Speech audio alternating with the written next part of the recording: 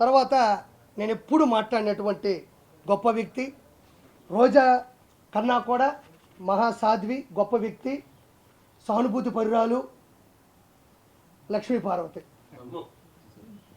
లక్ష్మీ పార్వతి నేను కొన్ని సంవత్సరాల నుంచి చూస్తూ ఉండా. ఏంది ఈవిడ బాధ, ఏంది, ఏమి ఈవిడికి అంత కష్టం వచ్చింది, అసలు ఈవిడ ఎవరు అని నేను కొంచెం ఆలోచించగలిగితే నేను అనుకున్నాను, స్వర్గీయ శ్రీ విశ్వవిఖ్యాత నట సార్వభౌమ నందమూరి తారక రామారావు గారి సతీమణి, అర్ధాంగి, భార్యమణి, ఇల్లాలు. నిజంగా చెప్తున్నా, నాకు తెలియదు, నేను ఎప్పుడు ఆవిడ చచ్చిపోయింది అనుకున్నా. నిజంగా చెప్తాను, మా అమ్మ మీద నేను అబద్ధం చెప్పట్లే. ఎన్టీ రామారావు గారు చనిపోయిన సందర్భం ఏంది, నిజంగా అంత గొప్ప వ్యక్తికి ఇల్లాలైనప్పుడు నిజంగా చెప్తున్నా, జీవితం మీద విరక్తి పొందాల.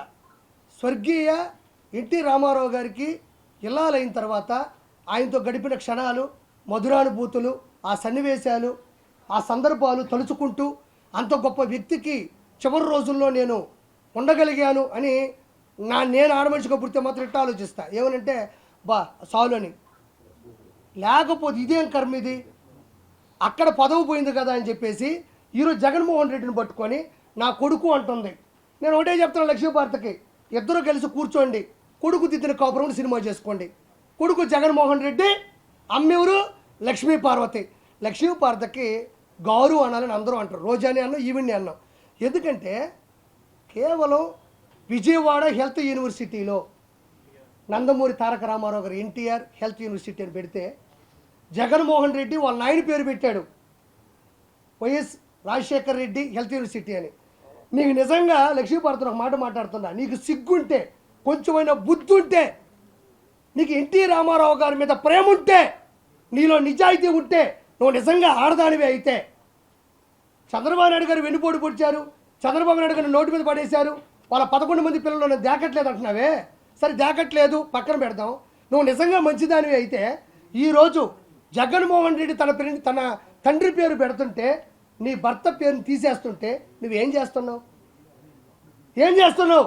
జగన్మోహన్ రెడ్డి కాళ్ళు పట్టుకొని నొక్కుతున్నావా? చిల్లర ఖర్చులు కమ్ముడిపోయిన చిల్లర మనిషివు కదా నువ్వు. ఒక లెజెండు విశ్వవిఖ్యాత నట సార్వభౌమ నందమూరి తారక రామారావు గారి పేరు తీసేసి ఒక తన తండ్రి పేరు పెట్టుకుంటుంటే మీ ఆయన పేరు తీసేస్తున్నప్పుడు నువ్వు ఏడుండవు? చచ్చిపోయినావా? నువ్వు కూడా రోజాలాగా తాగి పడుకున్నావా, నిద్రపోయినావా?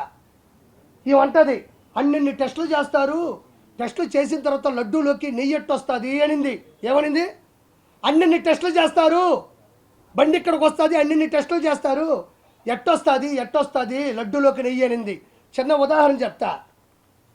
విశ్వవిఖ్యాత నట సార్వభౌమ 243 చిత్రాల్లో నటించినటువంటి కథానాయకుడు, తెలుగుడి ఆత్మగౌరవాన్ని ప్రపంచానికి చాటి చెప్పిన వ్యక్తి, 9 నెలల్లో పార్టీ పెట్టి పార్టీని గెలిపించినటువంటి శక్తి, మంది మార్బలం, బలం బలగం, అద్భుతం అద్వితీయం అయినటువంటి కుటుంబం కలిగిన శ్రీ ఎన్టీఆర్ గారి లైఫ్లోకి నువ్వు ఎలా వచ్చావో అక్రమంగా లడ్డూలో కూడా నెయ్యి అలానే వచ్చింది.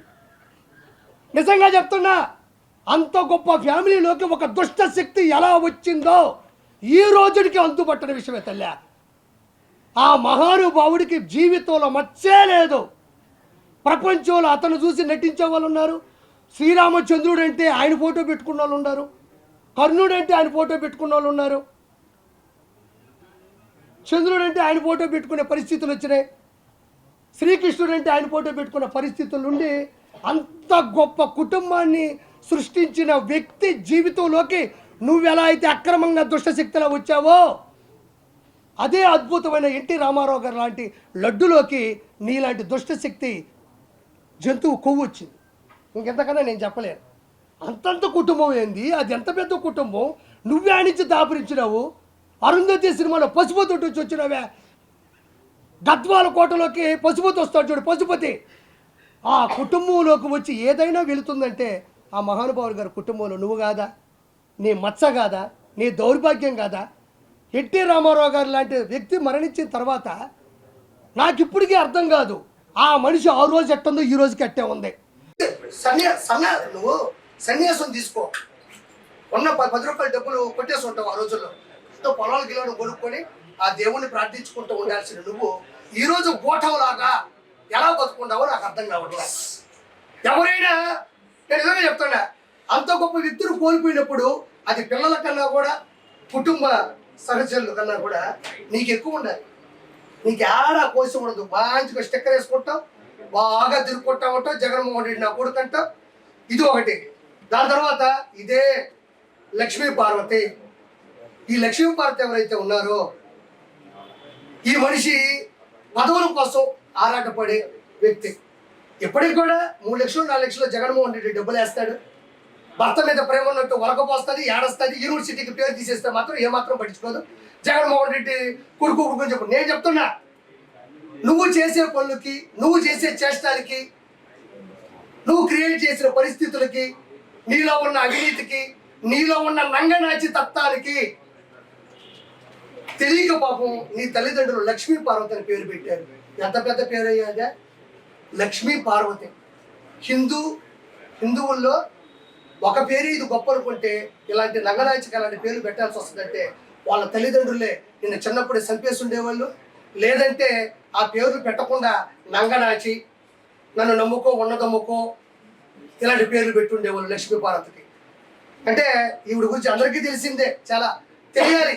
ఈ రోజున కూడా బతికి ఆ కుటుంబం పరుగు తీసే వ్యక్తి ఉన్నారంటే ఈ మనిషి. ఆయన పట్టుకొని వాడు గీడు అంటది అంటే కేవలం ఏమీ లేదు. ఆ రోజుల్లో ఈవిడ నుంచి కుటుంబాన్ని కాపాడడంలో చంద్రబాబు నాయుడు గారు ఏదైతే మంచి పని చేశాడో, ఎంతైతే గొప్ప పని చేశాడో ఆ పనిలో ఈవిడ నలిగిపోయింది.